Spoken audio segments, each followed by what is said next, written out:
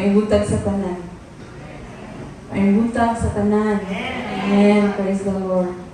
Ang Diyos maayo. Sa tanan panahon, ang Diyos maayo. Inay mo katapat na lipay ko kay nakakaroon. Praying for that empty chairs na sa sunod nga mahigayon na naanay mo lingkod, anak. Amen? Can you pray for that? No? Ato ang upuan, ang mulingkod. So, isa sa mga butang na ibutang o ito pangayon sa Ginoo nga butang sulod sa tong kasing-kasing ang pag doon niya sa Ginoo sa mga kalag na wala pa diha kaniya. Amen. Dili pa mo undan sa pag pangamuyo sa Ginoo. Amen. No, basin o kalimot ta ba? No, ato lang pagalingon ng ato ang na paningkamutan ba natay mga uban na membro sa pamilya, mga kaila, labaw sa tanan, mga kanang tao nga naninahanglan sa Ginoo. So niya to kalimtan sa atong prayer na let's pray for those souls na naakaron sa panahon sa siguro pagpanginahanglan, no? Tampo na to sila sa mga kanunay. Tulad kay dako na siya kay himuan.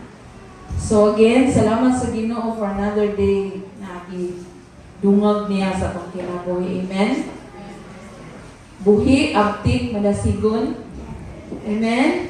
Buhi, abtik, madasigon.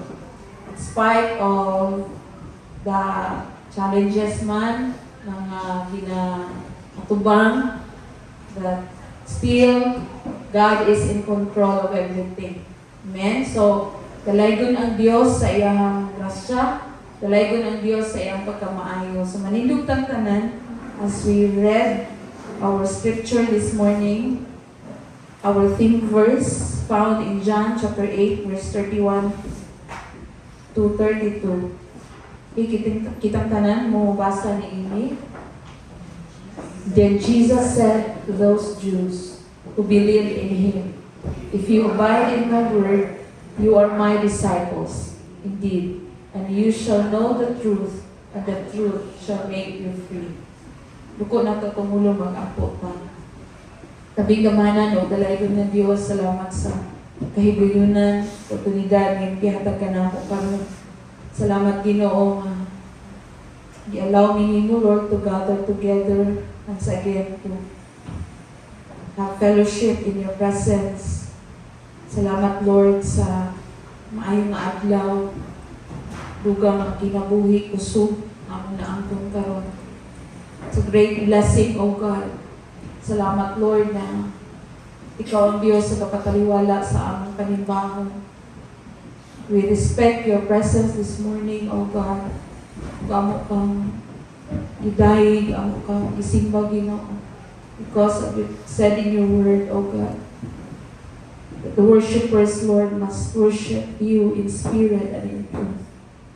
So this morning, we come before your throne of grace, Lord, acknowledging na wala gid ka sa among kinabuhi, wala may mahimo. Ginoo, salamat sa imong pulong na makanunayon na nagapadayag, pahinumdog ka namo unsa ang tinuod, Lord. Kaya ini nga panahon, kinahanglan namo imong pulong, Ginoo, nga mo giya ka namo sa tanang aspeto sa among kinabuhi. Labaw sa tanan, Ginoo, sa among mga panguna-una, sa among mga ginabarugan, sa among Ginoo mga opinion, O God. Lord, let it be that it all be based, O God, in your word. Salamat, Lord, that your word will encourage us, will always give us, Lord, the inspiration na maglakaw, na adunay, pagkahadlo kanino, na mo abide, mo hold sa ino, Ginoo, pagpanudlo. Kay kana, Ginoo, nga proseso, mahibalaan na mo unsa ang kamatuuran. And that is proof, Lord, that we are your disciples. And that the freedom, Ginoo, mo ay among maangkon. Salamat, Ginoo, kini nga pulong ang sa among kasing-kasing. Salamat Ginoo nga ikaw ang Dios magpagbuo sa tanang pagpanginahanglan sa imong kaanakan karon. Whatever their hearts desire, Lord, whatever the things na naasulod sa kasing-kasing ka, ikaw magahupay pinaagi sa imong pulong, magahupay pinaagi sa imong balaan nga presensya. Ginoo, kabuni kami sa imong namili nga dugo. Ang among mga idulungog o Dios, ikaw magaputos niini sa imong balaan nga gahom o Dios. Na dili na mo madunggan ang pungihong sa kaaway, mga pulong na dili maayo, mga pulong Ginoo nga makapa. Diskurahi ka namo o Dios. Salamat Ginoo nga padungog lamang namo Ginoo ang imong tingog. Ang imong still small voice o God mo ang padungog. Gahom sa blanket Espiritu Santo. Salamat kana nga tingog Ginoo maghatag ka namo kinabuhi. Magagiya ka namo Ginoo, magatudlo ka namo Ginoo. Sa dalan Ginoo para diha kanimo Dios. Salamat sa imong presensya, salamat sa imong panalangin ug gahom. Kini ang gipasalamatan sa ngalan ni Jesus. Amen and amen. Paglingkod ka. Salamat sa Ginoo for lain na sa mga bulan, no? Dali ra kaayo ang panahon and paspas. Paspas kaayo ang panahon. Second Sunday na to sa March. Mag third Sunday, mag fourth Sunday, ay April na sa. And that's how the time flies karon nga panahon. Ing anak ka paspas. And of course, sa ing anak nga pamaagi, sometimes naanay mga butang nga atong ma-miss, no? Naanay mga butang nga dili nato matagaan o dakong pagtagan tungod kay nagaapas ta sa panahon, tungod kay daghan ta ginahimo. But let us always be reminded that our first priority is our relationship with the Lord. Amen? Whatever things kanang sa atong palibot nga sa atoa, nagabira, kumbaga gina-shift niya or gina-shift ang atong attention, no? Maybe you are busy with your studies, busy ka sa unsa ka man dira, busy ka guna-una sa imong future, sa imong kahimtang, but see to it na naatay time na maguna-una sa atong paglantaw nga sa atong Ginoo, imong relasyon sa Ginoo, your faith in the Lord, to believe in the Lord. Tados tanan ang panahon sa pagsimba. Amen? Okay, to sum of it all, it says that tanan mahanaw. No, tanan mahanaw. But only one remains. Ang Diyos na moatubang ta o mahimot ang mo-account sa tanang butang at ang gihimo diha sa atubangan. Amen? So I hope that this year or sa matag adlaw sa itong kinabuhi, di nato gid nakaligtaan. Even you're in top of everything, ingon ka sing successful na ko, ayaw jud kalimting nga naay Dios na takos o pangayan sa imuhang pagsimba. Amen? So this morning, I'll be sharing to you about establishing the truth about God. Because this month we are studying, nagatuon ta sa kanang pag-strengthen sa ato ang pagbarug sa kamatuoran, no? How stable we are in the truth about God, about our salvation, no? About our faith. Isa ba na kalig-on ang atong gibarugan, no? Okay, maybe sometimes we forgot, or sometimes na ay mga surprising question nga mangutana sa tuwa. Anong imo nang gituuhan? And how established we are sa ato ang belief sa aymong atong gibarugan diha sa Ginoo. So this month we focus on sound doctrine, no? Our kanang atong ginabelieve in based upon the Word of God. Because a growing church must be rooted in truth to stand against deception. Kung nagatubo ka ng Kristohanon, we must be rooted, you must be rooted sa kamatuuran para makabarog ta sa deception, sa ilad, sa baka, sa kalibutan. Amen? This is very timely because nowadays, daghang tag makita, daghang tag mabasa, no? na mga opinions, mga readings, especially sa social media, and sometimes ma-influence ang ato ang stand on that specific thing. So, like sa atong Sunday school ganiha, we should always base everything that we read, whatever the things na ato ang stand, it should be based on the principle of the Scripture. Amen? Kung ang gisulti ana nga libro or phrase ana nga tao, dili kita basta-basta mutuo, kung dili i-verify sa gid nato diha sa pulong sa Ginoo. Amen? So this morning, I will be sharing to you about establishing the truth about God.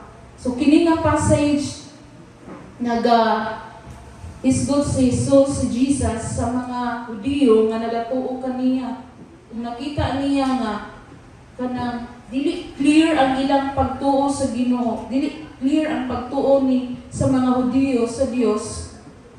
Tungod kay they just believe, tuo sila nga Jesus is a good teacher, miracle worker, no, or even sent by God. Wala na ilang gituon, but whatever they believe, kung sa ilang gituon, they have not chosen to follow Him. So, niigo na sila ni tuo, pero wala sila nag-follow. Wala sila ni tuman, or wala sila ni sunod sa panudlo ni Kristo. There are a lot of people, di ba, makarelate na nagtuo sa Ginoo. At ang question is, they follow, nagsubay ba sa panudlo ni Kristo? So, Jesus is not satisfied with people just believing in Him. Kuan si Jesus, dili convince nga mingon ta nga, yes Lord, nagtuo ko nimo. Pero wala nakita sa imong kinabuhi nga nagatuman ka, nagasunod ka sa iyahang mga pagpanudlo. Labaw sa tanan, ang Dios nakakita siya sa kinatibuk-an sa usa ka tawo. And that requires that kanang we hold to His teaching. Ingon siya, if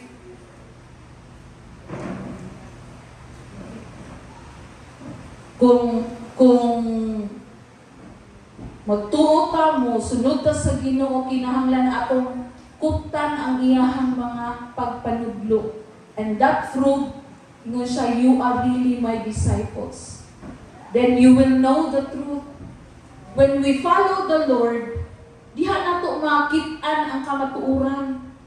Kung musunod ka, mutuman ka sa iyang pagpanudlo, diha nato matagamtaman nga mao day ni tinuod. Sa pagtuo pa lang nato, dili pa ta maka-experience kung ingon ana day ang Ginoo. It is in following the will of the Lord, it is following His teaching, diha nato tagamtaman ang kamatuoran, diha nato matugkad na ay tinuod jud day. Diyan na to mag-prove. No? Kulang ang pagtuo lang. Sabta na to? Kulang kung mutuo lang ta, pero wala makita, o wala na to gi-apply sa itong kinabuhi. Ang iyang mga pulong, Jesus is not satisfied. To hold can be translated as remain, abide, or dwell sa iyang mga pulong. To be His disciple, we need to dwell on His teaching. Learn what He is teaching to us and make them part of our lives. Not just periodically, but as a way of life. So, kung mo-follow ta sa Ginoo, ma-learn na to ang kamatuuran, and then yet it proves that we are His disciples. And that teaching, kinahanglan mahimo siyang parte sa imong kinabuhi, sa atong kinabuhi. Dili lang karon, dili lang kunay okasyon, dili lang na problema, kung dili, it is a way of life. Amen? Muni gusto sa Ginoo nga atong masabtan nga giun sa ba nato pag ila ang Dios nga tag-iya sa atong kinabuhi. Sa Bible, naghisgod din nagpakita din kung unsa ang Ginoo and who He is. In John chapter 1 verse 1, it says that in the beginning was the Word, and the Word was with God, and the Word was God. So if sa sinugdanan, no, siya ang pulong,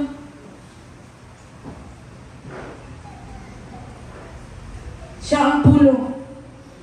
Ato ng inumduman kanunay, na namugna ang kalibutan, pinagi sa iyang pulong.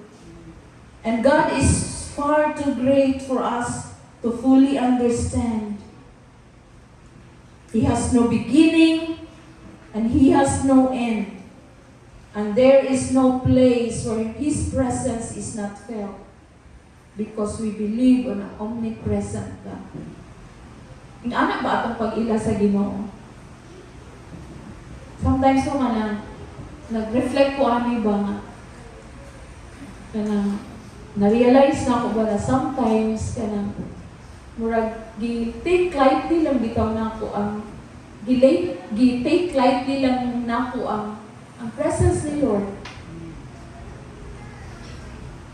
Nag-reflect ko ba kay ko nga, God is too far. God is great. Nga, sometimes hindi na ako mag-grasp ang iyang paggagamahanan. He has no beginning and He has no end. And there is no place na wala ang iyang presence. Pero there are times sa akong kinabuhi na, Lord, am I giving you the reverence, the respect na imong gikinahanglan sa ako? And sometimes, we take it too lightly. Ako lang ba ang naka-feel, na kung ato bitong eternalize, no? And you're getting my point na how do we unsa ba atong respond sa pagkagamahanan sa Ginoo sa atong life? Gi-acknowledge ba nato siya in every steps of decisions sa atong kinabuhi? Job 11:7, it says, can you fathom the mysteries of God? Can you prove the limits of the Almighty? Gipangutana si Job niini. Matugkad ba nimo ang paggagamahanan, ang misteryo sa Dios? Can you prove the limits of the Almighty? Sometimes, even in just ilang minutes lang to just be there in sa pulong sa kanang magsimba ka, magbasa ka pulong sa Ginoo. And sometimes, kana bang, para sa kuha ka ng murag, Lord, dili man enough. No, dili enough sa unsa ka kagamahanan. Right ba ni nga akong buhaton na tungod sa basa kapaspas sa panahon, no, na kanang ang respect, ang reverence nga para sa Ginoo nahatag ba nato sa iya ka? Isaiah 66 verse 1, it says, this is what the Lord says, heaven is my throne and the earth is my footstool. Psalm 47 verse 8, God reigns over the nations. God is seated on His holy throne. Ingana ang Diyos na akong gialatan. Deserve ba siya na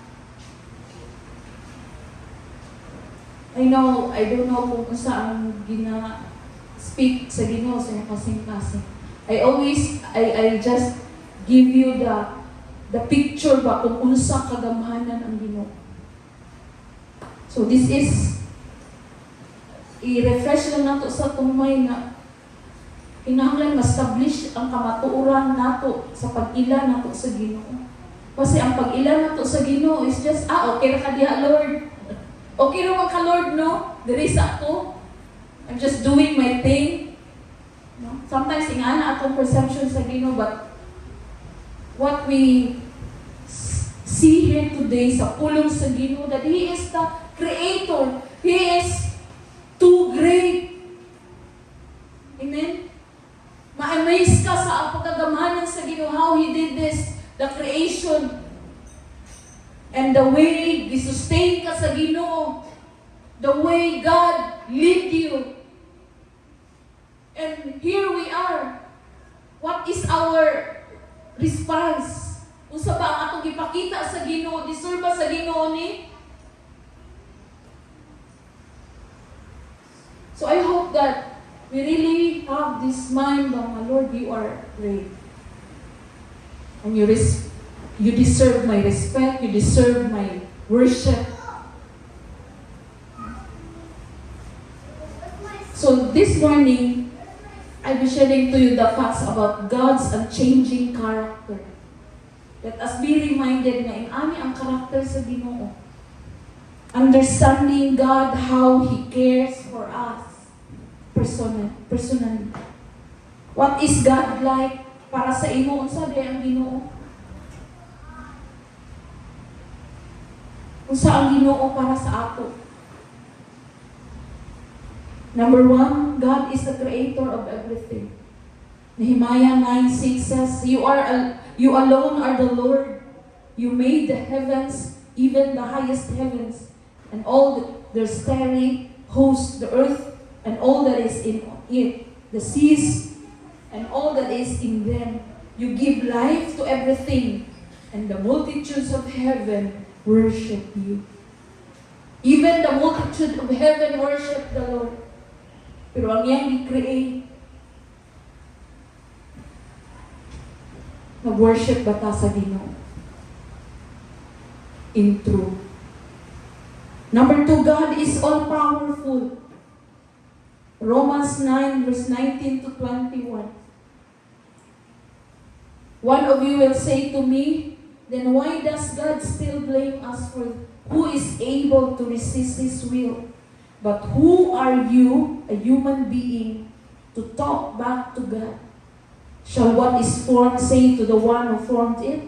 And why did you make me like this? Sometimes, no? There are things sa atong life na we question ta sa Ginoo.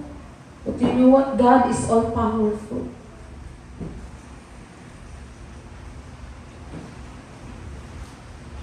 Wala tayo rason na question sa Ginoo because He is our Creator and He knows unsa iyang gibuhat. Amen? He knows our purpose. That's why gibuhat ta sa Ginoo. So, kanang ningon ta, dili nato ang ayan na ipangutana sa Ginoo ang sitwasyon sa akong kinabuhi. Why not ask ourselves? No? Lord, ngano man ni? But, let's ask ourselves. 1 Chronicles 29:11, yours, Lord, is the greatness and the power and the glory and the majesty and the splendor, for everything in heaven and earth is yours. Yours, Lord, is the kingdom. You are exalted as head over all. Ephesians 3:20, now to Him who is able to do immeasurably more than all we ask or imagine, according to His power that is worked within us. God is able, amen?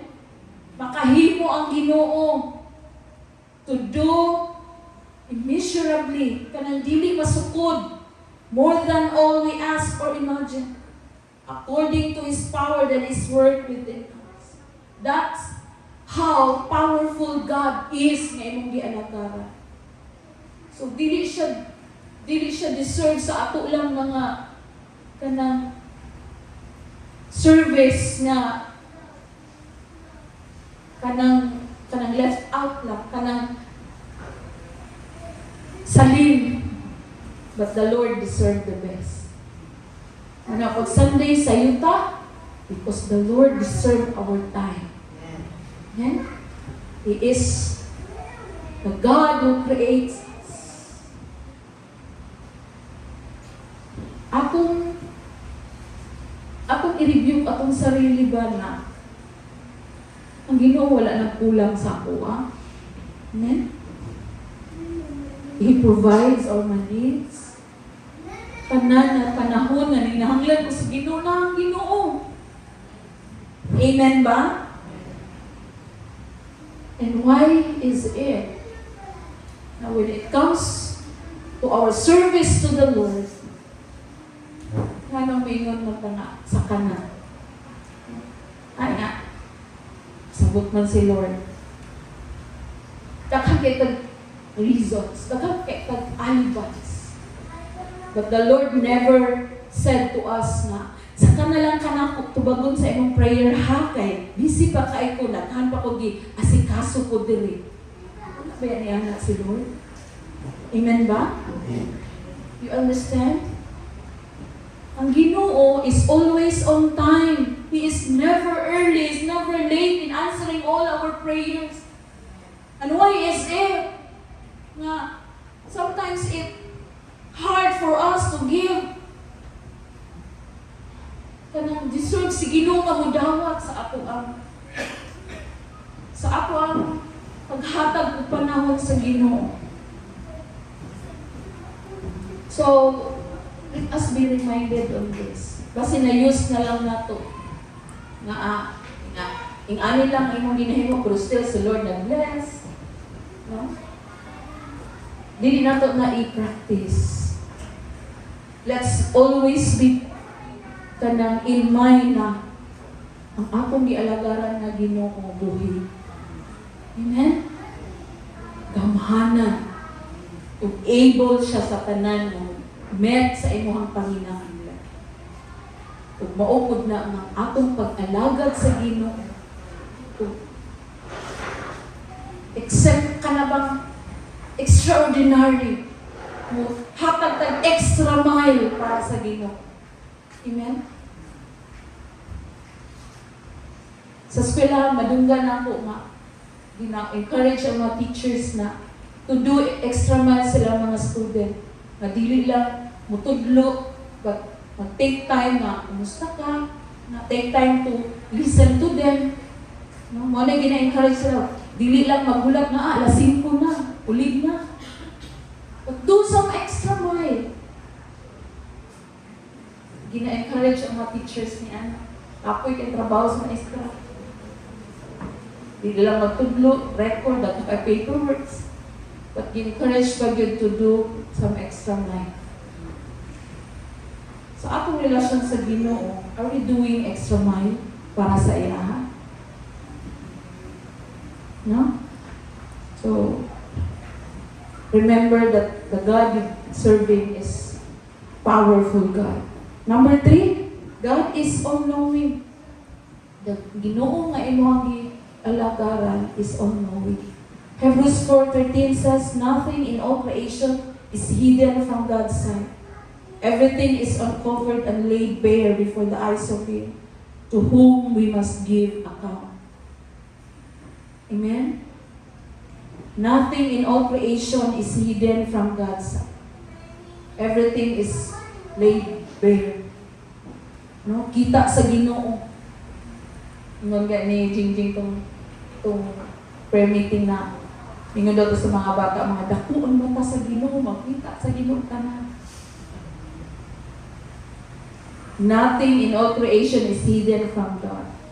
Even sa unsaan nasa tulod sa kasing-kasing kabalo ang Ginoo. Amen? 1 John 3:20, it says, God is greater than our hearts, and He knows everything. That is how God perceives us. Yung ana ang Ginoo nga nagalantaw ka nato. He is all-knowing. For God is holy.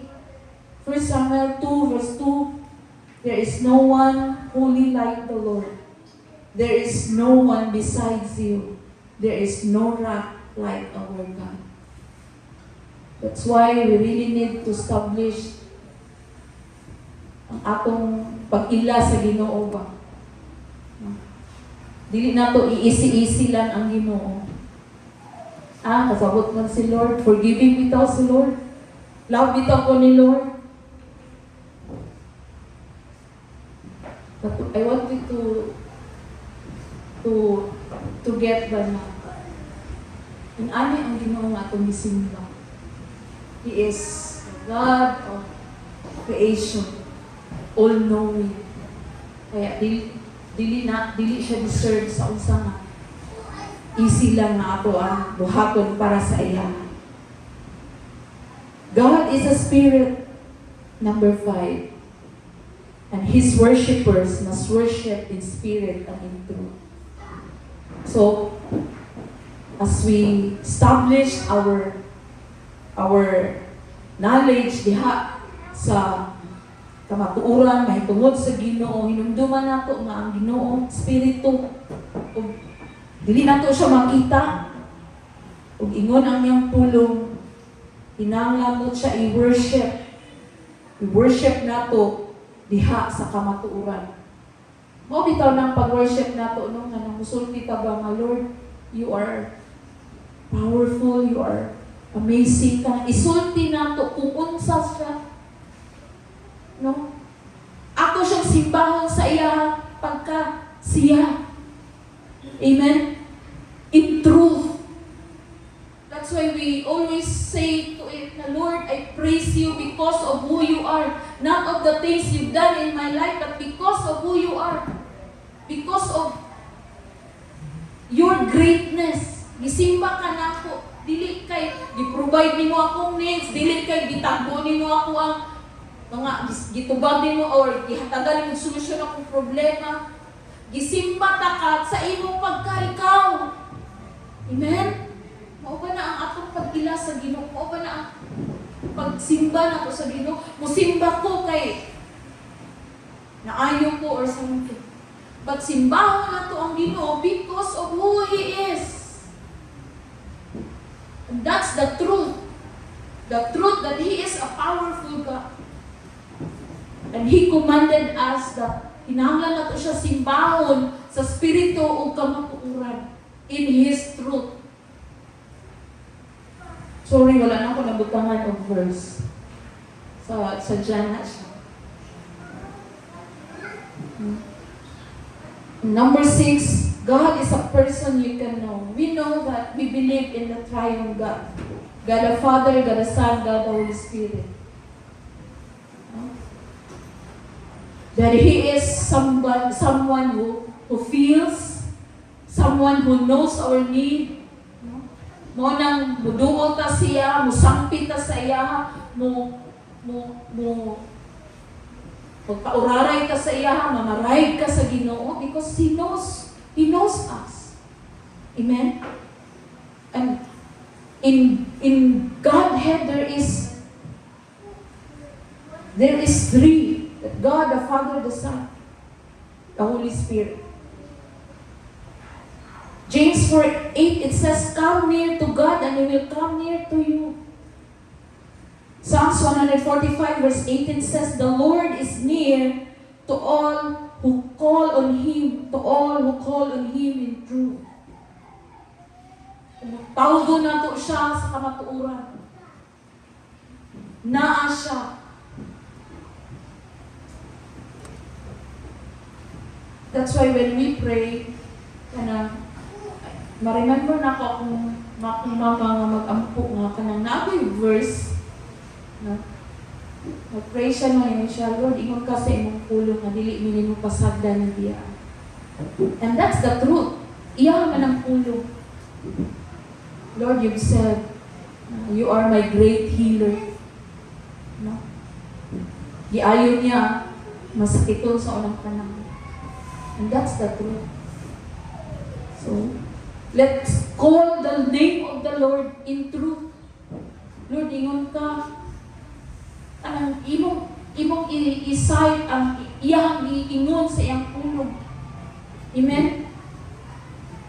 And that, mingon siya, siguro kung sa tao ba, mingon ka na, ingon ba ka searchon, nga ingon ani. So, dili gid ka balibad sa searchon na. Kaya iya ba yan ang istorya? So, ang nakot sa Ginoo, no? When we call, no, kung unsa iyang giingon, that is, when we call on Him in truth. And number 7, God is loving Father. In 1 John 3, verse 1 said, "How great is the love the Father has lavished on us, and that we should call children of God, and that is what we are." Tuo ba ka nga anak ka sa Diyos? Amen. It always remember na we are God's children. No? Anak ka sa Ginoo. Una mo reflecta na, Lord, am I worthy to be called your children? Your child? Am I worthy na tawgon ko nimo nga anak?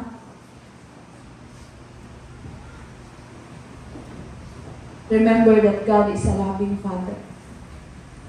And that is what we are. We are His children. And letter B, we are, it's reminded of this, that we are created by God. Psalms 139 verse 14 to 16 says, "I praise you because I am fearfully and wonderfully made. Your works are wonderful. I know that fully well. My frame was not hidden from you when I was made in the secret place, when I was woven together in the depths of the earth. Your eyes saw my formed body, and all the days ordained for me were written in your book before one of them came to be." Remember that we are created by God in His image. So, kini pala makahatag na siya og kusog sa ako. Dili ta dapat insecure. Amen ba? No? Everything or all the days ordained sa Ginoo. And it is written in the book before one came to be. There was a plan, no? Blueprint sa atong mga kinabuhi. And that is the truth na atong barugan. Amen? If there are things na madungog na itong awa, dyan kay pulos, dyan kay maabot sa imong kinabuhi. Sometimes we heard of things na dili maayo para sa ato, na dili maayo sa ato, but remember these things. Nakita sa Ginoo, God has a plan for you, for us. Kung ingana kagamhanan ang Ginoo nga imong gialagahan, you are created by Him. Kung dili ta mo tuoan ng gikanta sa unggoy, kaya wala na siya sa Biblia. Amen? So there are studies, ngayon anak daw, na-create daw, hantong na caveman, anak. Kaya napurma na yung tao. No? Hindi ko po kumudawat na I am created by the Lord. Amen? In His image. No? Kaya namin ko, ay, ani lang ni hitsuraan eh, pero anak ni Ginoo. Amen? No? Dili kami, ani, nabit akong ilong ko eh. Ano, kung sila mama o papa, pati mapumubuag ilong. Ano mo doon ano? Pero ayaw yun o ka, kung insecure sa imo ang tuan. Now, physical. Kaya nga mo, you're created by the Lord. And there is something in you na dibuhat sa Ginoo. I mean, we are created by God uniquely. Kanang unique ba ang gibot sa Ginoo ba? Na ay sa iya nga, wala sa imo nga. No? Pero kabalo mo, kung ang imong relationship sa Ginoo naga-flourish, naga-grow, kabalo mo ang glory ni Lord makita sa imong panagbuhay. Amen? Mauna ang bisag mulakaw ka, mulingi gid sila tanan. Labay ka. Tungod kay ang glory ni Lord. Dili lang tong lahi ilang nakita sa akin. Hello, nasabtan ninyo? Mulingi. Gusto ba ito siya? No? So, let us be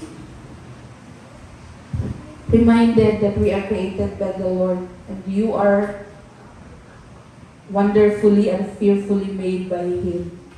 Number 2, you are owned by God. 1 Corinthians 16:19-20. Do you not know that your bodies are the temples of the Holy Spirit, who is in you, whom you have received from God? You are not your own, you were bought at a price. Therefore, honor God with your bodies. Amen? Let's honor the Lord, no? Sa atong pagkakita, especially sa ato ang lawas, sa atong body, because we are the temple of the Holy Spirit. You are not your own, kaya gibayran ta ni Kristo, gibayran ta sa dugo ni Kristo. Amen ba? So, remember that. Kaya kung wala ka gibayran sa Ginoo, nagpabilin ka dito sa bandage sa sala. Nagpabilin kang ulipon sa yawa. Nagpabilin kang ulipon sa sala. Pero bago ka sa Dios, tagaan ka kagawasan. Ug mao na ang kamatuoran. Busa dili na nato puy-an ang usamang mga butang sa nangagi. Amen? Because we are bought with a price. We are owned by God. 3, we are called to worship God. Amen? Una, sa akong pagsimba, naaagyod ang pag-worship, ang paghatag o respeto, ang paghatag o reverence in awe nga kanang mag-worship yun na kanang nagrespeto yun ka sa presence ni Lord. Hindi na mag-worship nga. Sometimes kanta kayo mapaputol-putol atong pagsimba kaysa na mga bata mamuhit, manghayog pagkaon. Concentrate yung pag-worship ni kayo. Undang na po ka. Anak ba? Ma-remember na ako sa anak kong mama, no? Gagmay pa mi. Kabalo mo, ginaandaman mi sa kong nanay o mga pagkaon tubig. Kaya sa dihang mo worship sa Ginoo, dapat dili na mo siya disturbuhon. Kabalo mi sa mong buhaton kung gusto mi mga kung kaon o ana diha sa kilid, mga dagko na mga pumigod at tumatay nga nagistuhan mo. Kasi sa kilid sa iyang bag, nanay biscuit, nanay tubig. Ingon siya sa mua, pag mag-worship gani na ayaw jud ko tanduga. No? Ano ninyo kay for sa mga bata, munguhit, bungan man na. No? Yeah. Dahil tayo na worship na jud ka, ano na jud mo ang muhang ano sa Ginoo. Andun na yung mamuhit sa imo. Kasi mo mag-feel. Or mag-worship ka niya. Kasi yung kapal. Anak ba ang mag-worship? No? Hinaan lang nato na. Okay. So, we are called to worship God. Revelation 4:11, you are worthy, our Lord and God, to receive glory and honor and power. For you created all things, and by your will they were created and have their being. Even angels worship the Lord. Amen? Worship the Lord in His splendor. Ginoo ang ayan mudawat sa himaya, pagdalig, pasidungog, tungod kay siya ang Diyos na gamhanan. We were created by His will and have our being. So, inuna na ang Ginoo ba nga atong gisimba? Ana ang Dios atong gialagad. Amen? So, mo ni siya ang butang nga nakastruck sa kuha ba, Lord?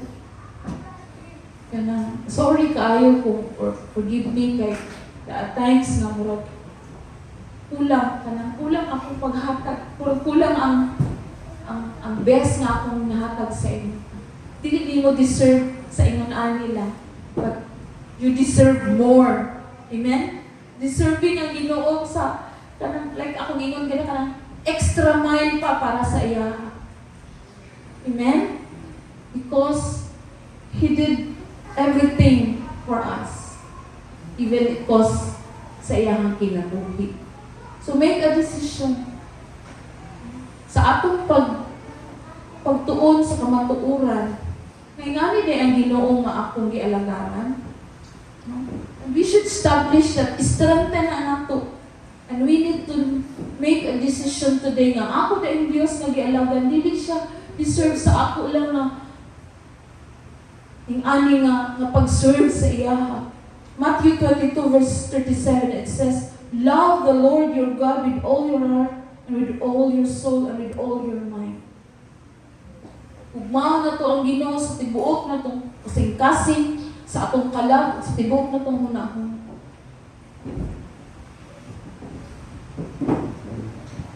Ing ana ang gusto sa Ginoo.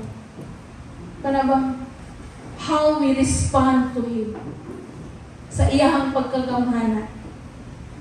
Life of Joshua, ato makita a great leader where people wandering for 40 years without land of their own, but God, with God's direction, they lead them into victory. He challenged all the people to make decision. Joshua 24 verse 15 says, it same challenge comes to each of us na, but as for me and my house, wala na ko. But as for me and my house, we will serve the Lord. That kanang gi-challenge ni Joshua, choose whom you will serve. No? Karon mo decision ka sa imong kinabuhi, kinsa imong alagaron. Ang Ginoo nga tinuod, ang Ginoo nga gamhanan. No? Ug same ra pud na sa challenge sa atoa karon nga panahon. Kinsa man ang imong pilion? No? Kinsa man atong i-serve? Because there are a lot of things nga kanang naga-bira sa atoa diha sa atong pag-alagad sa Ginoo, pag-worship sa Ginoo, pag-ila sa Ginoo. No? Because of the demand of the world. Demand sa imong work, demand sa atoang usa pa dinha. But the challenge is worship the Lord, the only true God of heaven and earth. Kaingon ba ta sa atong kawalingon na this day I give my worship to the only true God of heaven and earth, and surrender my life, my possession to Him. And from this day, I determined never to worship any other gods. My worship is for Him only, and I will teach others the truth about God. Kasulti ba ta, no? Nakakumit ba ta sa atong kawalingon na God karon ako lang yung i-worship ang tinuod na Ginoo, the maker of heaven and earth, and I will surrender my life, and I will determine never to worship any gods. Sometimes there are a lot of gods atong nahimong na priority side sa Ginoo. Sometimes kanang daghang mga buta na mauna pa nato kaysa kay Lord. No? So let us remember, let's just commit to the Lord. My worship is for Him only. Amen? Dili sa atong trabaho. Dili sa imuhang pagtuon. Dili sa success. It is for the Lord only. Amen? And I will teach others about the truth. Mauni ang kamatuuran. Ani ang Ginoo nga akong gialagaran. Gamhanan. Tag-iya sa tanan. Tag-iya sa akong kinabuhi. Mauni ang ani akong service sa Ginoo. Ay, nakutana sa na yung simba, oy. Lapas sa manos langit. Ngayon tanga, tungod kay ang Ginoo, ulang pagani na. No? Gibuhat ang tanan sa Dios para sa ato. Domingo lang ipangayo sa Ginoo. Amen? Ya, kining Domingo murag pansak na tanan ba? Ginisa na siya tanan kayo. No? So, ano ba? I hope that we can find time na give the best worship, give the best time, give the best love na mahatag nato sa Ginoo. Ngano lagi kung mahigugma tas natay somebody nga gihigugma, ngano man lagi makasakripisyo nang ka. Pero sa Ginoo lagi mo ay okay ra ka Lord, okay ra man ka da Lord, no? No, ingon ta sa Ginoo, okay ra ko. Ikaw, okay ka kung wala ko. No, kumutubag pa lang din si Lord ba? I hope na open akong mind, no? That the God whom we are serving is the God na deserve you sa excellent, tanang excellent na ito na. To evaluate ha ni Lord ang ato ang service sa iya ka. No, usa ka ha. No? Yearly na evaluation sa work. Unsa atong performance pero sa Ginoo baya dili siya. Wala siya nagtatag ni ana. Pero moabot na siya sa panahon na mobalik siya. That we will give an account of the things we did diha sa iyang katubangan. Amen? No? I hope that the truth na kinahanglan na to i-strengthen. Kinahanglan din nato na siya i-remember every day. I-practice because the truth will set us free. Amen? We can be His disciples when we hold His teaching, when we know the truth, kung kana makamatuoran, push sa atua sa pagbuhat, ma-apply sa atong kinabuhi, makita ang ebidensya, makita ang proof. Mauni Kristohanon, naglakaw sa kamatuoran kay makita sa iyang kinabuhi. Amen? Manindog ang tanan. As we